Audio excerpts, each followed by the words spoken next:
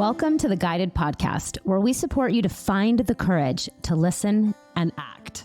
I'm Amanda Goolsby, and with me is Allie Katz. Let's get started. Hello. Welcome back. I am here semi-solo today because Amanda is in Black Rock City, and that means that you've got me, Allie Katz, on the Guided Podcast, The Courage to Listen and Act, with a very special guest, Mindie Kniss, and you are going to absolutely love her. I just know it as much as I do. She is a high-performance coach who works with entrepreneurs and traders, and I think we're all going to be really excited to find out exactly what that means, because she's got a lot of knowledge that she's going to drop on us about what is trading, why you might be interested in trading, and she and I might even disagree on some things about it. So welcome to the show, Mindie. Allie, it is always awesome to chat with you, and thank you so much for having me. Well, this show is all about having the courage to listen and act. And I would say that with the little I know about you so far, and I definitely think everybody should go check out the podcast interview that we did on your podcast. Absolutely. At lucra.com. And they'll start to see the ways that you are guided. And that's really something that I've known of you and kind of seen you in the world for a long time.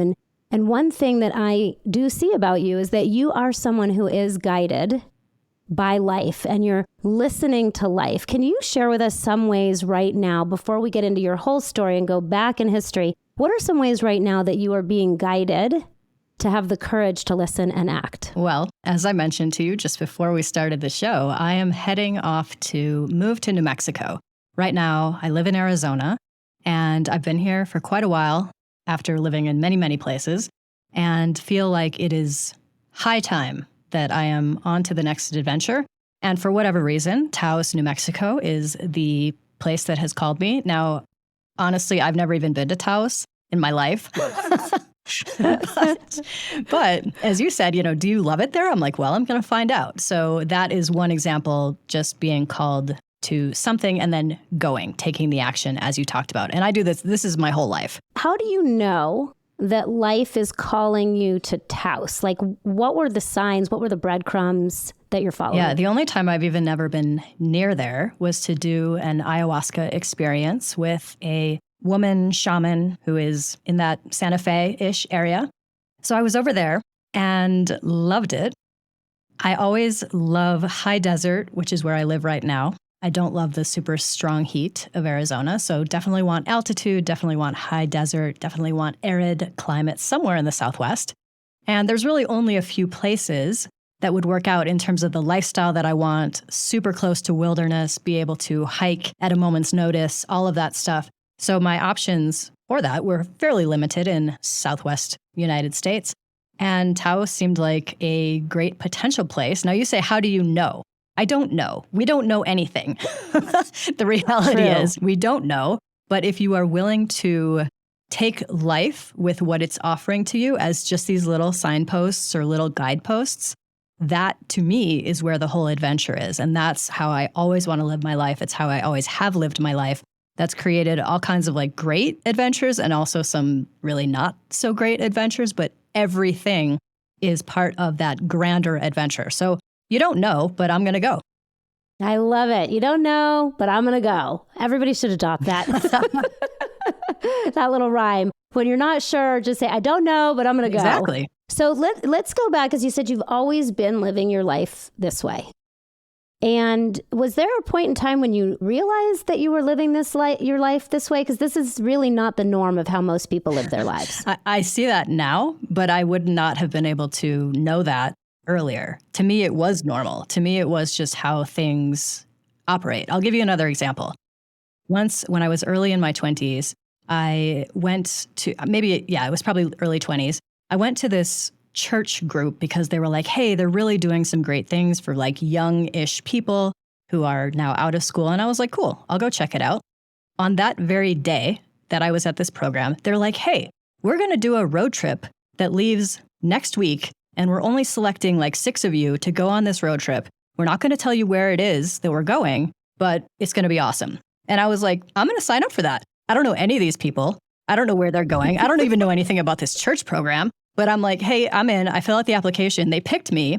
And we went on this adventure from Chicago to like Pittsburgh, Pennsylvania, or I don't know where we were. It was crazy, but that's just one example. I'm like, cool, sounds like fun. Let's go. How did you have the courage to be that way in your early 20s? Did your parents encourage that? Were your parents in support of what you were doing? You know, most people in their early 20s are like, I got to get a job. I got to make money. Was that not your case? I think I came out of the womb a rebel and a renegade, and I was really determined to do it my way. Now, that caused a lot of challenges. My parents will speak to this. It was not easy, like raising me, I'm sure, because I was a little defiant. But I always thought, I'm going to do it my way. I'm going to seek out the adventure. So again, like it wasn't something that I had to think about or cultivate in myself. It just always was who I was. Now, I will say there were people that contributed to that. When I was a younger kid, like in high school, I had just wonderful experiences at this camp in Michigan. And we would do all kinds of crazy stuff, like solo, like sleep out by ourselves in the middle of the woods with nothing except a sleeping bag. We would go on wild adventures. I mean, all kinds of crazy stuff. And that was encouraged there. So I wouldn't say that my parents are very like normal, like rule-abiding, law-abiding people. And they basically looked at me and they were like, how are you related to us? Because you're not that. But they did encourage things like me going to camp, probably so they could get rid of me for a few weeks every summer. For the summer, yeah. So that like instilled in me just this greater and greater call to adventure. So like I ended up leading wilderness tours there, all this crazy stuff. It's always been who I am. And so some folks might be listening and say, oh, she's had her life so easy. That's why she can do these things. You know, she has the privilege to be able to listen and act. It's not just courage, it's privilege, and that's why she can do it. But it hasn't always been an easy road. There's been a lot of really difficult things that have happened in your life as well. And I want to maybe go back to the first one that I know about, the one that we talked about on your show, which was really surprising to me because I've always seen you as this person who has made all the right choices. Oh gosh. Let's like fix that right here and now. Right? It's not that way at all. Let's bust that myth. Yeah, exactly. Bust that myth because that's not how we learn, right? We don't learn by making all the right choices. We learn by taking the risks, and sometimes it's not the right choices. And so we'll go back to, let's go back to you at one point did work in corporate America. So you were following some rules. Listen to this. It wasn't just corporate America. It was a Fortune 100 corporate America at a pharmaceutical company. Oh my goodness. What the hell? What were you doing? Exactly. What was your actual job? What were you actually doing? I actually was in quality assurance. My job title was quality scientist. Here's the weird part, Allie, and this is just another example of how my life is so like, I'll just follow the next right thing. On this job requirement, it said you have to have a degree in some kind of science, biology, chemistry, whatever.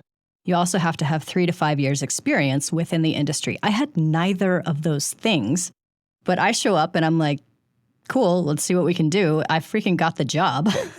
And then spent 7 years. Let's just talk about that for a moment, because I think that there's a lot of people out there who are not applying for things that they might be interested in. That was an example. Something told you to apply for that job. I'll tell you what told me.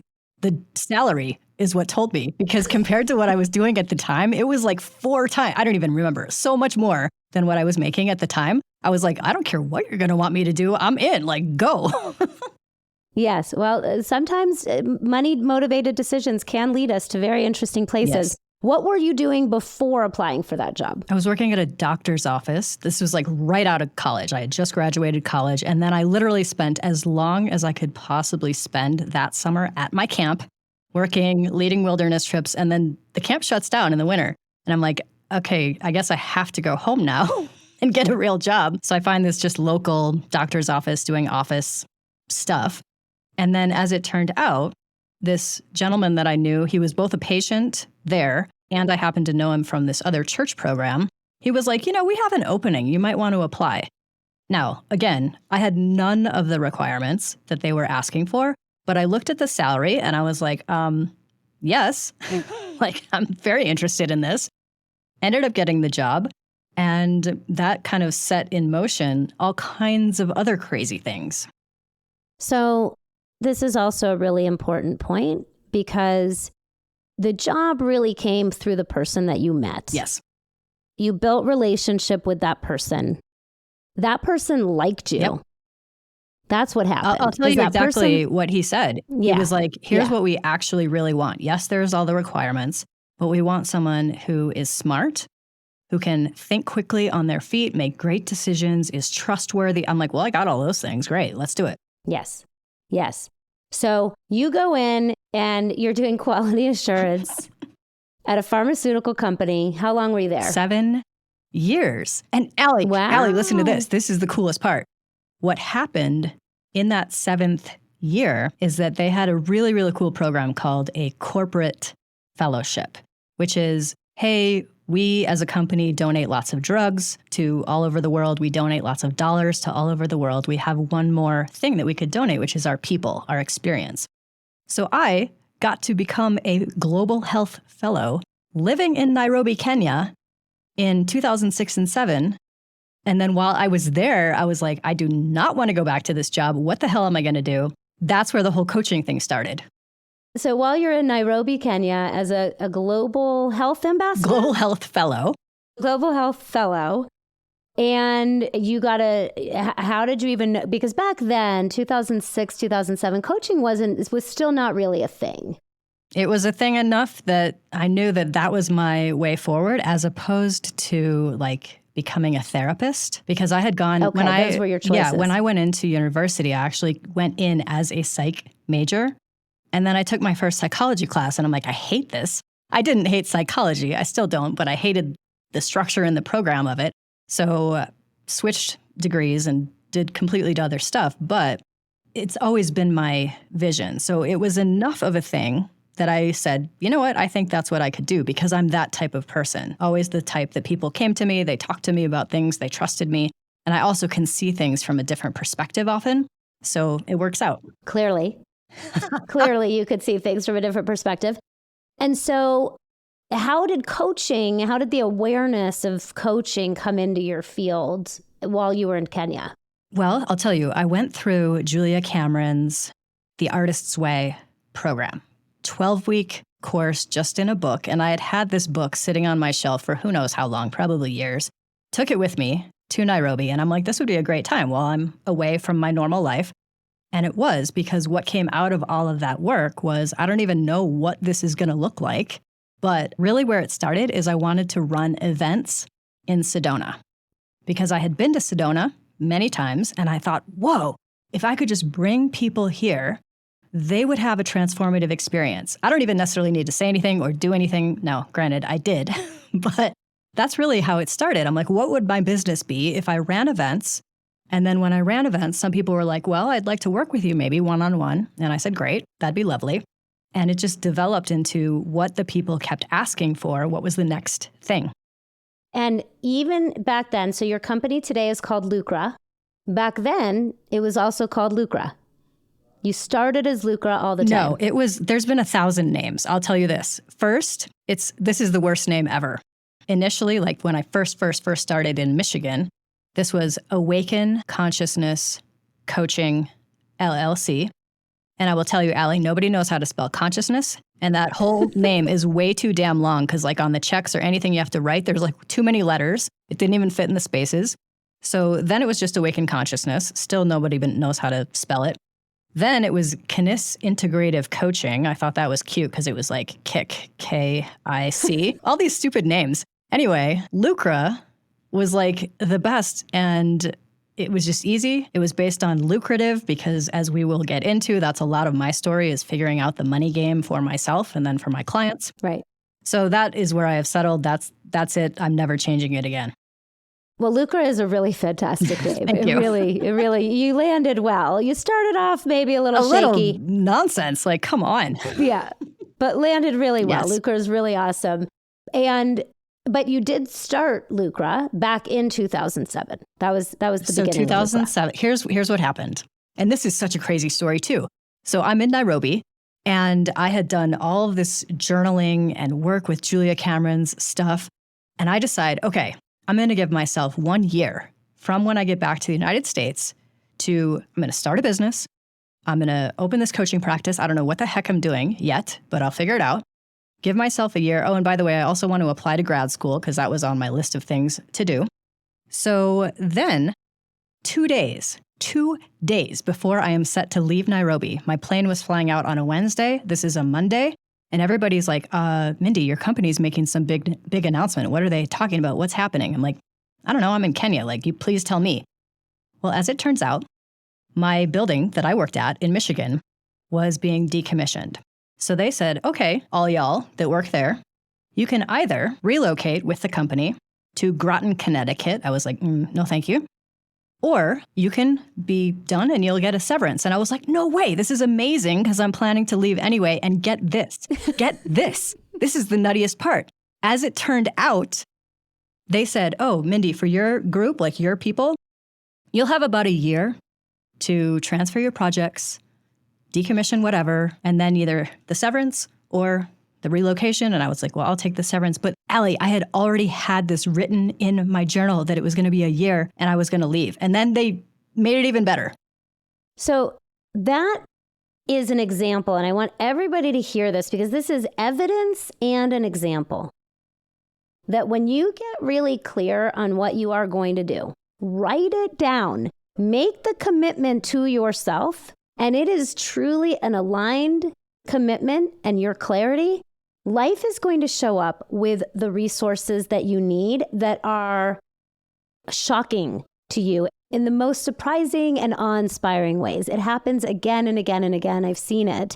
And so I just want this to be a point of evidence for all of you that this happens. But it doesn't take you thinking, oh, just maybe I will.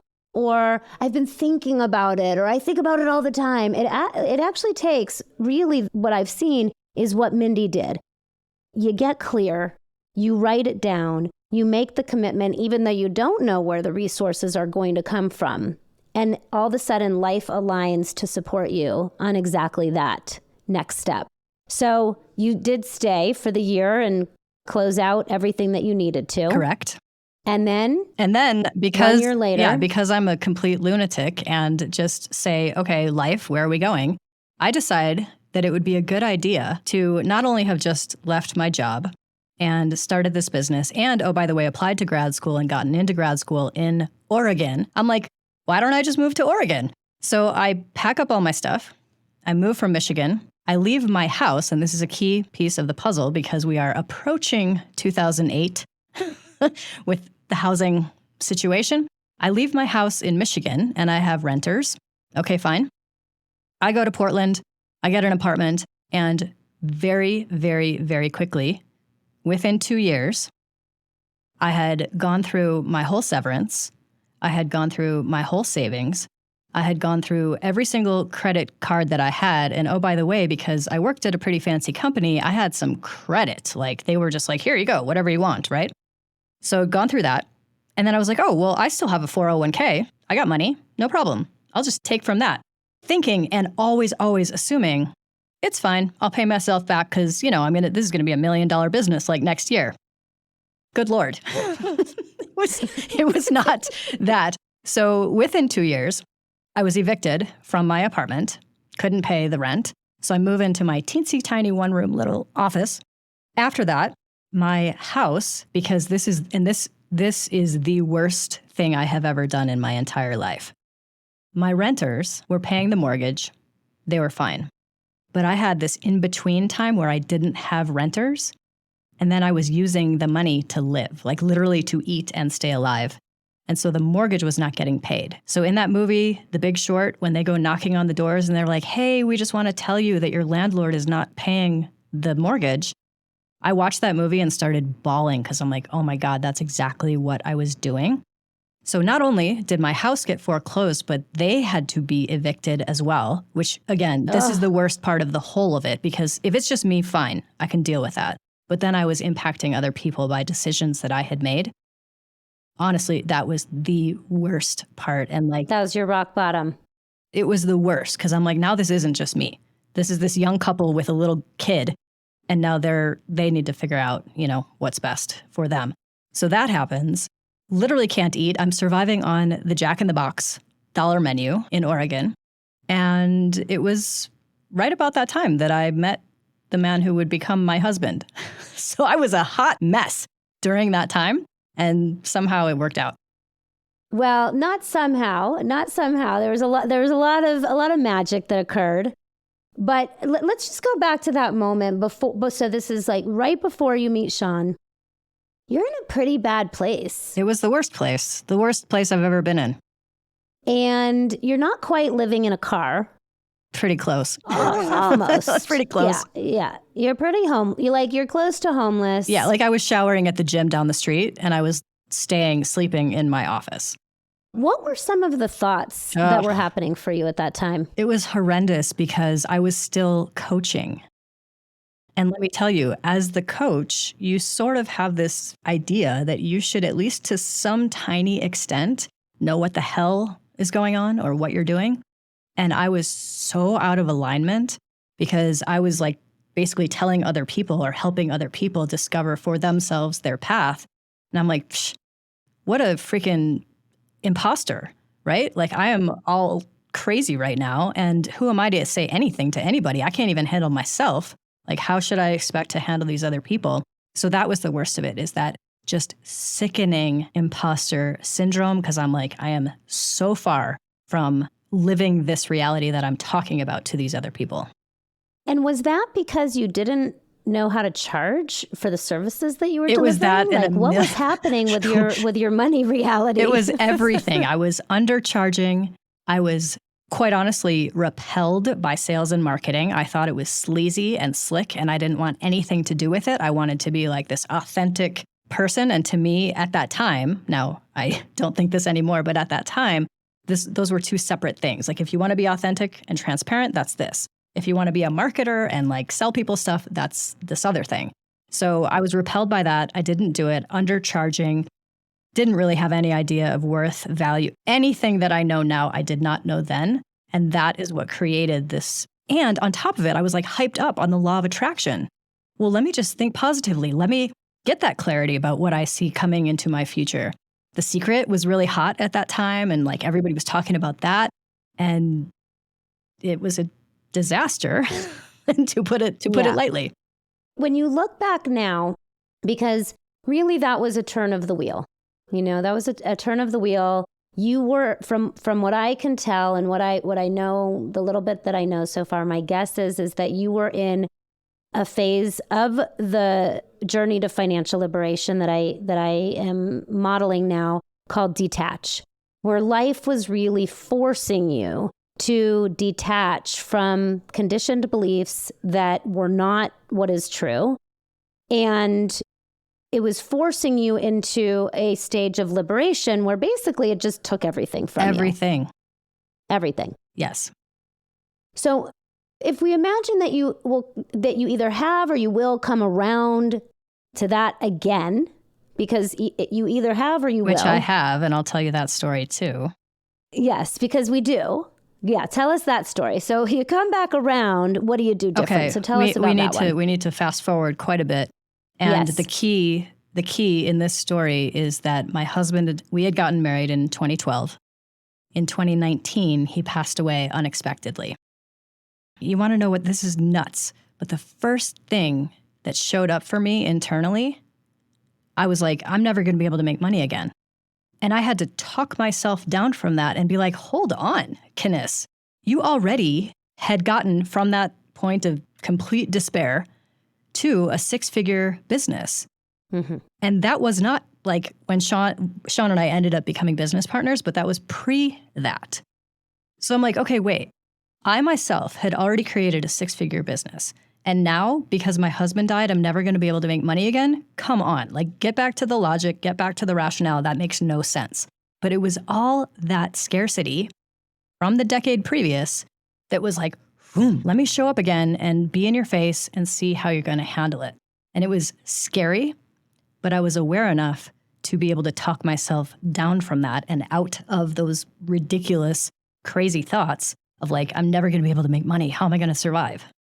And it makes sense, right? Because part of what brought you out of it back then, I think, was meeting Sean.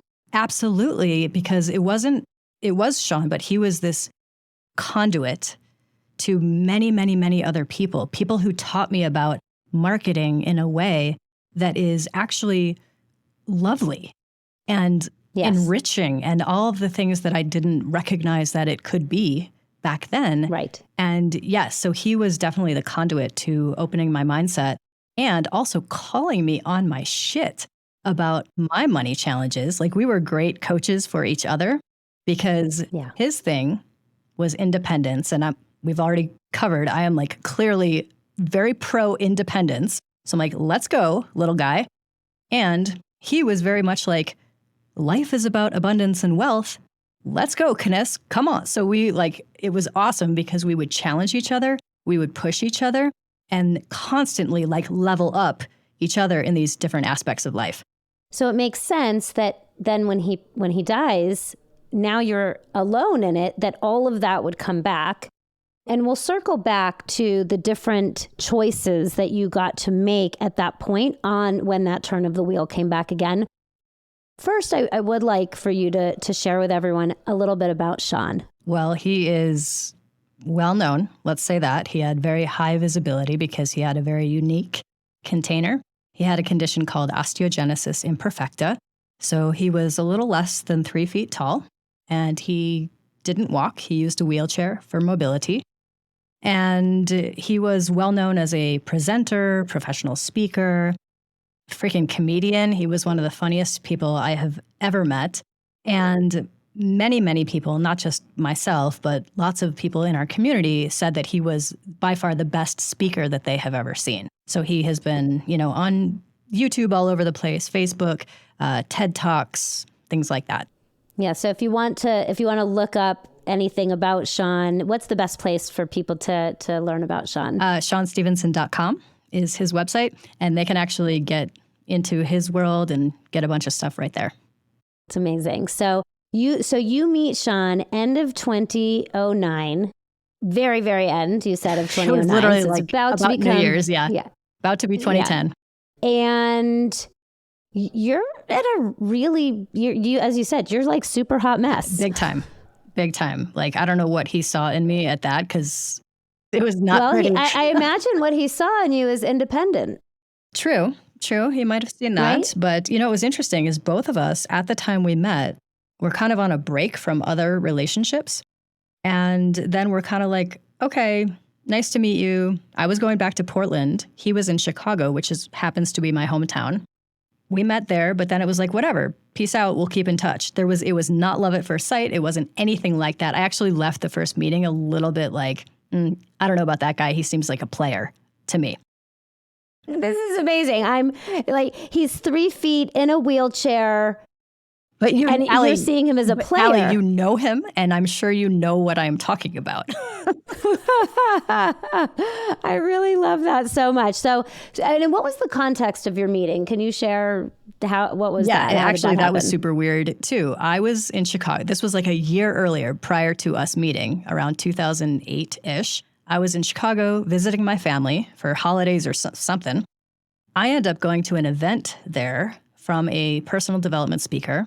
That guy is on stage talking about his friend who is 3 feet tall, in a wheelchair.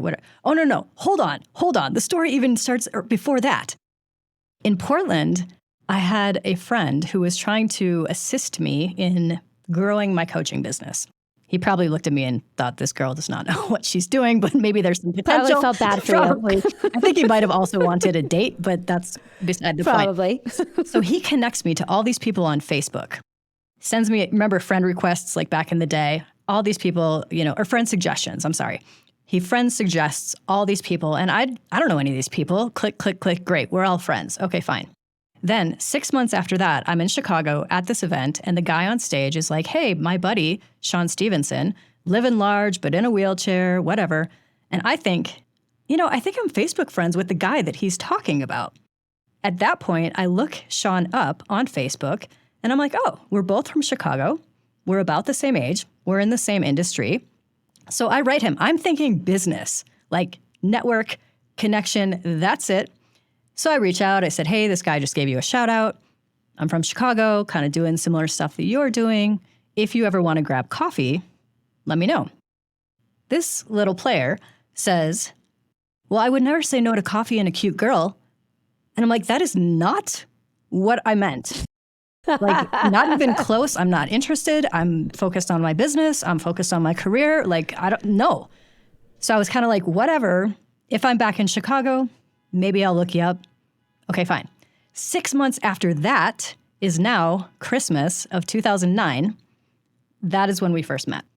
So this is part of what made him so awesome.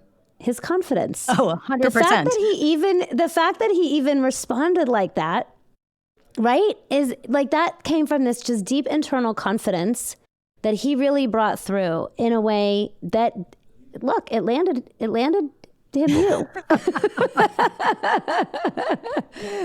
It really did. And so, because I think we're living today in a day and age, and I'm like double clicking on this because I think we are living in a day and age where frankly men are afraid to show up that way, you know? And you know, I think there's like a little bit of something that we're losing as a result of that, because that kind of direct, honest communication, I don't know. I think we just need a lot more of that. And it's like, okay, let the girl be offended. Let the woman be offended. You were offended. Yeah, I was. And he actually told me, he goes, I have plenty of friends. So if that's what you're interested in, like, I'm not interested. I was like, okay, asshole, like, what the hell? And yet, we ended up getting married and moving to Arizona. Ended up getting married and having an amazing life together. Yes. And him really being able to teach you, and you really being able to teach him, and you building something really great together. And so when he came into your life, and you're this hot mess financially, yes, and he starts pointing some things out to you about that. What are some of the things that he was able to show you that was going on in your psyche around your financial reality? So we just had a completely opposite perspective on money. His version was spend it all, which I don't think is necessarily that great either. But my version was like, you can't spend it all because look what can happen. I did that. I tried that. I ended up in bankruptcy court. So he really lived like, you don't know how many days you're going to get. Why not have a great time with it? Why not spend it all? And part of that, too, was based on some business partnerships that he had, which were not so healthy and good. But it was completely the opposite. So we were able to kind of balance each other in that way through our marriage, and then also through eventually becoming business partners, where he was like, actually, Min, you're the one that's way better with money. Like, you manage that. Just give me we had a freedom account. So whatever was in his freedom account, he could blow, he could spend he could do whatever he wanted, and I didn't care because that was set aside specifically for that. But he had the big vision of it, and I had like the structure of it. So together, it worked out well. Individually, it wasn't so good.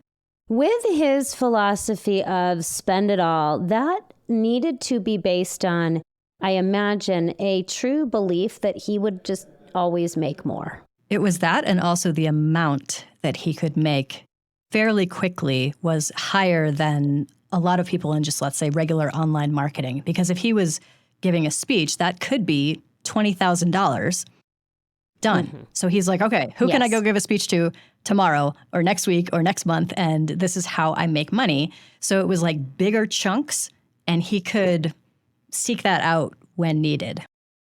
So that is the first phase of the journey to financial liberation, is generate, knowing how to earn what you need, when you need it, on demand, in alignment with your values. He nailed it. He could, most of the time. What was a little scary, I'll tell you this, what was scary to me coming from the experience that I had come from is that he was like, oh, whatever, like, let's buy a new car. Oh, whatever, like, let's get another house. Oh, whatever, I'm going to rent a second office, because why do you need two offices? Like, what the heck?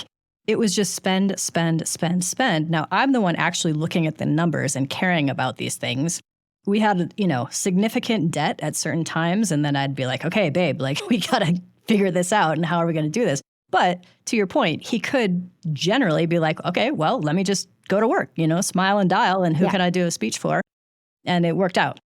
And so what happened for you as you went through the process of hitting rock bottom financially, house foreclosure, ultimately bankruptcy, now you come out of that, you meet Sean, in that whole time frame, you meet Sean, you two start a business together. He can generate, and you realize, I need to learn how to steward. That's the second phase, by the way, in the journey to financial liberation. I'm going to learn to take care of all of this, which you had not learned the first time around. Oh, not even close. Yeah. So now you actually have something to take care of because you two are generating. He's really generating. You're really stewarding. Were you also generating in that time? I was. Once I got over a lot of these limiting beliefs, because early on, we talked a lot about the external stuff, what I was doing, spending, more than I was making. But the internal was, I would always say this, and it came true. It's not about the money. It's not about the, I'm not doing this for the money. So the money was like, okay, see ya. I created that. Right. And that's one of the expressions of money dysmorphia. For those of you that have heard me talk about money dysmorphia, there's 4 expressions. One of them is just getting by. It's not about the money. It's not about the money. It's not about the money. And so when it's not about the money doesn't come. And if it does come, it certainly doesn't stick around. And so you go through the bankruptcy. Did that change when you went through the bankruptcy, or did it, how did that start to shift? Yeah, it didn't change right away. But as I was learning, I actually dove into sales and marketing. I was like, oh, this stuff doesn't have to be terrible and just completely so far removed from what I do and who I am. So I started this retreat in Sedona, which I mentioned earlier. That was in 2011. From there, the whole point at that event is, what are you here to do? What's your purpose? Let's get clear, because I tell my story about going to Kenya, getting clear on this whole thing, et cetera, and how wild the ride can be when you do follow your heart, because, oh, hello, bankruptcy and all the not so great pieces of that. From there, people started saying, well, Mindie, I'm actually really interested in what you do. In other words, how would I become a coach like you? So that then developed this coach training that I just started in response to their question, in response to what they needed next as their next step. By 2014, that was the first year I hit 100,000 based on that coach training program. So I was running my retreats, I was running coach training, I was doing individual one-on-one coaching as well. So by 2014, my business, separate from Sean, was already at 6 figures. So I tell everybody, because everybody wants to make $1 million in the first year. I'm like, listen, it took me 7 years just to get to 6 figures, let alone 7. It took a long time, much longer than I would have anticipated. But that really got me to, I would say, at the next level of oh, I can do this. I am self-sustaining. And then Sean and I ended up partnering later. He got, let's say he exited from his business partnership, and then he needed a company. He didn't have a company in Arizona. So I'm like, why don't we just do this together? Oh, by the way, I was running most of his back end business anyway. So we're duplicating everything. We'd actually save a lot of money if we don't have to have 2 CRMs and 2 this and 2 that. So we ended up joining forces. He became a partner at Lucra. That was in 17. So we really were feeling like we were just getting started. And then he died. And I'm like, okay, what's next? And his death was completely unexpected, even though he had all of the challenges that he had and you said it's called osteogenesis? Yeah, osteogenesis imperfecta. And here's the crazy part, is 5 years prior to his death, so this is 2014, he had an accident. In other words, his wheelchair fell, flipped. He hit his head on the ground, had a hematoma. That time, he healed from it. Everything was fine. But in 2019, it was basically the same exact injury, only worse, only more extreme. And I will tell you, it was the most normal, average, ordinary Wednesday. We took Wednesdays off, so it was our free day. We had spent some time together earlier in the day. We were just leaving the house to go to the gym. He falls, hits his head. Now, to my mind, we've been through this before. We were at the emergency room all the time with something for him, kidney stone or whatever. So this was like normal routine. Oh, and by the way, he had the same exact experience 5 years earlier and he was healed. In this case, though, he was taken into emergency surgery, didn't make out of the surgery. Didn't come out. Wow. Wow. Such a big shock in your life at that time. Yeah, because leaving the house with him and then 4 hours later coming back solo. I can just feel the shock in my own system of like, what do you do next? Well, I'll tell you what I did. What did you do next? I'll tell you exactly, because I think this is good for people to hear, because a lot of people, especially in a very extreme situation like that with grief, they don't know what to do. And what I knew that I had to do was I needed to fully and 100% experience every ounce of that grief. And I knew that I couldn't, and I wouldn't do that if I was still in my day-to-day normal life. So thankfully, my best friend who lives in LA, he and his wife have a second house that is outside of Palm Springs, like in the desert. And he was like, "Min, nobody's at that house. Just go. You could stay as long as you want. Just be there." So I did. So I spent a month like cleaning up our house. Oh, and Allie, here's another crazy part of the story. Exactly when he died, we were in between real estate deals. So we had already sold our first house. Deal was done, contract signed, everything is good to go. We had been renting the second house, but we hadn't yet signed the papers to buy the thing. So technically, at that point in time, I was still a renter. So all I did, I said, "Hey, I'm going to give my 30 days. Contracts were all canceled. There was no issue because we hadn't finalized anything. And I was able to spend those 30 days like getting rid of literally everything we owned because I didn't want to see it. And then I went to California. And a lot of my friends were like, "Hey, can we come and visit you?" And I said, no. Like, this is for me to entirely experience all of this. Wow. And I was out in California for 2.5 months. Very numb, it's a really weird thing when your brain, especially someone like I rely on my logic, I rely on my intellect, I rely on my rationale. None of that was present to me at that time. Grief brain is absolutely a real thing. And so I was like out of my brain. I'm like wandering around this house, sometimes just sighing, sometimes bawling my face off, sometimes just whatever. And my whole goal was just to like stay healthy during that time, eat well, do what my body needed, but then allow every ounce of that grief. And I will tell you, wow, I'm so, so, so grateful that I had decided so many years ago to become an entrepreneur, to do it my way, to run my own show, because if I hadn't, I would not have had the freedom and the opportunity to do what I needed to do for those 2.5 months. To let that grief really ride itself all the way through your system with the time and the space to be able to do that. Exactly. Because if I had to go back to work, like after, I don't know how long you get for bereavement, but it's probably not more than a week, I imagine. So if I had to be back in a situation like that, that's a whole different thing. But I was like, no, everything is stopping. And I'm so grateful, to members that we had in our community. They basically said, "Min, we're good. We got you. If you need anything, let us know. But otherwise, you just let us know when you're ready to come back." And I was like, "You're amazing. Thank you." So you took this 2.5 months. And how did you know that it was done?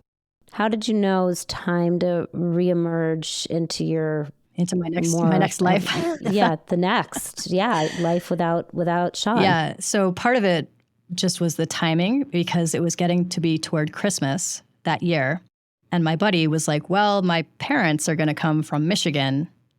They're going to be at the house." And I'm like, "Well, I'm not staying with your parents. They're great people, but no." So I was like, okay, that is when I will leave. And it happened to be 2.5 months. So I wouldn't say I was done by any means, but sure, in a way, I still continued that process. I moved to Sedona after that and had a very, very, very solitary experience, because then early 2020, COVID showed up. Oh, wow. So I'm like, Yeah. wait, okay, I'm still in this grieving whole mess. And now the whole world is going to be dead from this virus. Like, what the heck, life? Like, let me have a break at least. But it actually was kind of beautiful because just so many things were changing and shifting and going online, and there wasn't anything else really happening. Well, I still needed that time to like be very much in my own space and solitude and all of that. So it was kind of a beautiful blessing.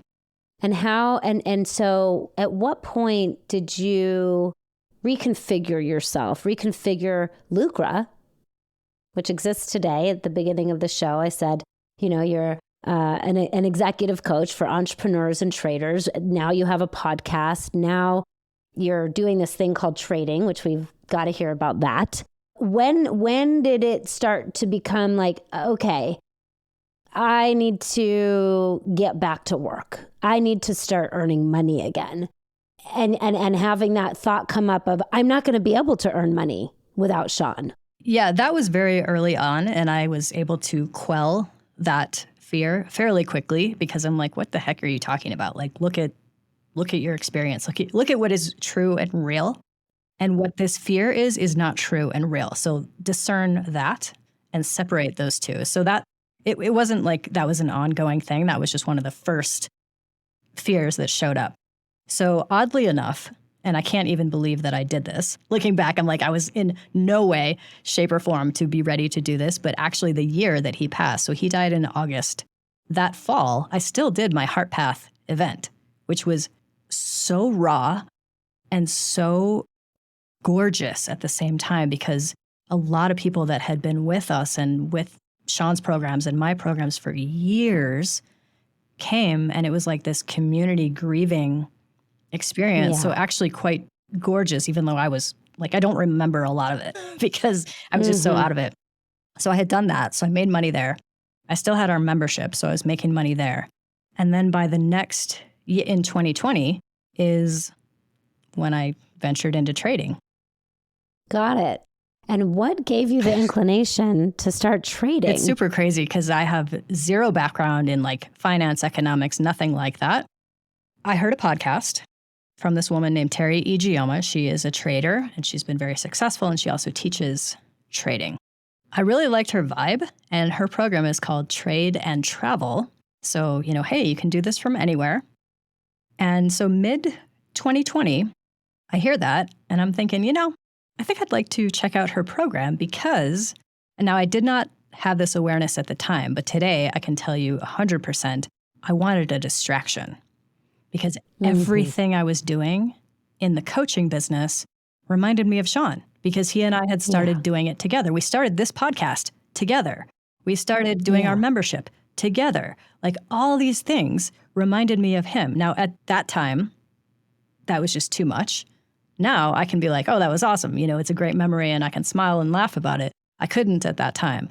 So this trading thing, again, I did not have the awareness at that time, but I was like, I kind of like the idea of not having to talk to anybody, not having to sell anything, not having to go anywhere. I'm a huge introvert, basically a hermit. So that all worked great for me. I'm like, wait, I can just push some buttons on my computer while sitting in my pajamas from my house, not having to sell anything. I'm in. How do I get started? So I take this class from Terry, and then I started trading actually live the next year in 2021. And what is trading? What is it? It's basically a big marketplace. So it's people all around the world that are coming to agreements on the value of something. Now, these values could be very, very inflated or very much lower than the actual value, but it's just simply two people saying, yeah, we both agree that that is the value of this thing, at least right now, current perception, and either buying or selling either shares if you're trading stocks or contracts if you're trading futures. And so this is very different than investing. 100%. So I want to just make that really clear to everybody that's listening, that investing is taking your money and, buying stocks and letting them sit there and, letting them grow. This is really, is it the same as what some people call day trading? That's what I do, yes. Yeah, day trading. So each day you are sitting at your computer and you are making trades, in your case of futures, of commodities like corn? I don't usually trade those. I usually trade the indexes. Okay. So like I mostly trade the NASDAQ, the NASDAQ futures. So it is a commodity, but not a thing. Got it. So you're really tracking the stock market and either buying or selling on a daily basis specific individual stocks, or just... It's the NASDAQ futures overall. So while it does oh my goodness. be based on like the NASDAQ, the companies that are on the NASDAQ, NVIDIA, all the big tech companies, et cetera, it's the futures. So what I love about futures is that there isn't an issue between buying or selling. So to me, I don't actually care if the market is going up or if it's going down. It does not matter to me one iota. I can make money either way. As long as you make the right bet. As long as it's 50-50, is it going up or is it going down? And I am on the right side of that, correct. Or I can lose, equally just as, yes. But I don't care if it's not like, I have to see this go up like you would in investing. So if there's a very red day, investors are crying because they're seeing their balances go down, down, down. I'm like, sweet, let's go for a ride down that red slide. This is awesome. Because you know how it all works. Well, I wouldn't say that, but I at least have it, to a tiny extent, that I've learned how to make money on the upside or on the downside. So this is where we get into some of the concerns that I have about passive income. Bring it on. Let's go. Great. So we have a lot of people in the world chasing passive income. So first of all, do you think that that what you're doing is at all a passive income strategy? I would not call it passive, no. Correct. Okay, good. I'm so glad that you said that. I'm like, this is a quiz. Well, because I think for a lot of people, the idea of becoming a trader is sold as a passive income strategy. I think that's actually bananas. It's not passive. It's a lot. You're putting in a lot of work. Correct. You have invested a lot of time to learn a lot about this marketplace and how the marketplace works and how to know if you're on the right side or the wrong side. And you said something about sliding the red and all of that. These are terms that you have learned. This is not passive. Correct. And so for anybody that is looking at getting into something like this, there's certain things that need to be true about you. This is not a get-rich-quick reality. This is something that would be really good for you if you are someone who likes to be at home on your computer, studying markets, paying attention to what's going on, and really taking risks. You know what? That's the key right there. There are so many hedge fund operators, when they talk about who they're going to hire as traders in their company, one of the guys that I've heard speak about this, he says, I ask the people in the interview, do you like going to try new foods and new restaurants? Or like, what do you feel about other cultures and whatever? If the people are not into that, he does not hire them, because there does have to be this level of risk, which again, I have always been that way. Not in the financial world, but I have like, oh, hey, I'm going to go live in Kenya for a while. Oh, hey, I'm going to move across the country. You know what people say to me every time I go to move somewhere new? They're like, oh, do you know people in that town? And I say, does that matter? Like, no, I don't, but I'm just going to go. I mean, I'll meet them there, so it's fine. It's just not how I think about it. So that absolutely is a huge element. Yeah. So when you hear about Mindie being a trader, I really don't want you to get it in your mind of, oh, I'm going to become a trader. That's going to be an easy way to make money. It is a way to earn a living that requires you to have a specific set of characteristics and qualities and skills that makes sense for you as a way to make money. This is not about get rich quick or passive income. It is a path to earning money in a specific industry. And you coach people, Mindie, in that industry who are doing that. My guess is that you are really more of a life coach for them. Is that true? You could look at it like that. With trading specifically, there's very specific things that they need to work on, like patience, overcoming fear, overcoming greed, all kinds of different things that even if you think, like I was like, I'm not a greedy person. I'm always very generous. But in the markets, weird things about ourselves show up, and it's beautiful because it calls you to the table to handle your own shit. Now, those that are interested in handling themselves and recognize that they themselves are the problem, those people will be successful. There are many that like to blame the markets or blame the Fed or blame the government or blame whatever.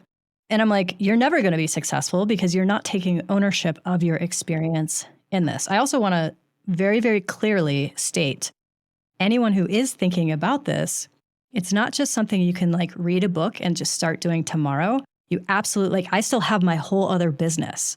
So I am not reliant on just trading for income. Hugely important, because that can take 3 to 5 to 8. I have people in my courses that have been trading for up to 10 years or maybe even more, and they're still trying to figure it out. So it's not, to your point, it is not a get rich quick, and you cannot rely on it immediately. And I really love what you are saying about the opportunity for the trading, just like in any business, where it's really giving you the chance to take full 100% responsibility for your results, even though it could seem like, oh, it's outside of my hands. It's the market. It's the economy. But I would say that especially with trading, in that case, you actually do have control because you have control over the decisions you're making relative to the trades. Yeah. Are you going to trade today? Are you not going to trade today? Are you going to risk too much? Or are you going to stick within your parameters? Are you going to follow your own trading rules? You know, all of these things are absolutely within our own control. And it just provides this beautiful mirror to show up to. Because let me tell you, any of my old scarcity stuff, oh yeah, that came up again when I started trading. I'm like, oh, here we are. Okay, let's look at it even in more depth. And it's a beautiful mirror to say to those who are ready to recognize that, to say, okay, this is actually a growth experience for me through this process. Because when the scarcity comes up, I'm guessing that that's where you make the bad decisions. Absolutely. But it's whether it's scarcity, whether it's you're just really tired that day because you're not protecting your sleep, or you are eating like crap so you don't have the right energy, your mind is foggy, like any of that stuff. Or maybe you just had a fight with a loved one or something significant happened, like somebody died, or maybe you got sick or whatever. All of those things will impact your ability to make the best decisions in the markets. And that applies in your trading business. If you're trading as your business, it applies in your business. If you have a business, it applies really in every area of your life. And so, part of, I would say, being guided and having the courage to listen and act is really being able to start to look at where are you coming from in each of your decisions that you're making. And what I'm hearing, Mindie, is that when you were coming from a place of excitement and freedom and joy, really great things happened. And when you were coming from places of scarcity and fear and imposter and not enoughness, really not great things happened. Exactly. You know what the difference is, though? Like, there's only one slight difference with trading, because with regular business, yes, all of that stuff can actually show up. But on any given day, you might not make money in your business, but likely, unless you're spending like crazy or something else, you're not actually losing money in your business. Whereas in trading, if you allow those emotions to start showing up, I mean, that could be tens of thousands of dollars that you've actually lost on that day. Like, not only did you not make money, you lost your money, and that can be really bad. Right. So it's like trading is like all of that, but like even more present and focused, and like can happen even quicker. Yes. So if you are a trader or considering being a trader, you'll want to work with Mindie to get control of those emotions before you do it.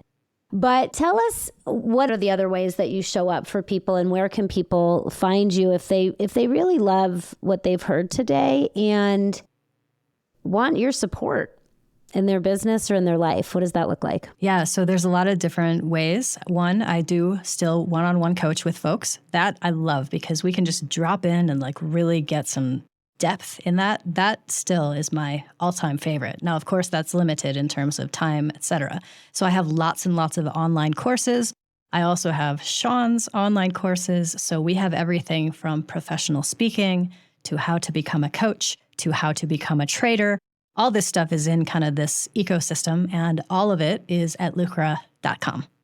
I love it. So you don't have to be a trader, but you could be. It could be. to learn from Mindie, to work with Mindie. And yeah, I would say if you are in a place in your life where maybe you need to learn how to listen and be guided more, Mindie could be a really great support for you. And you know, a lot of people do reach out to me for one-to-one support, and I don't provide it anymore.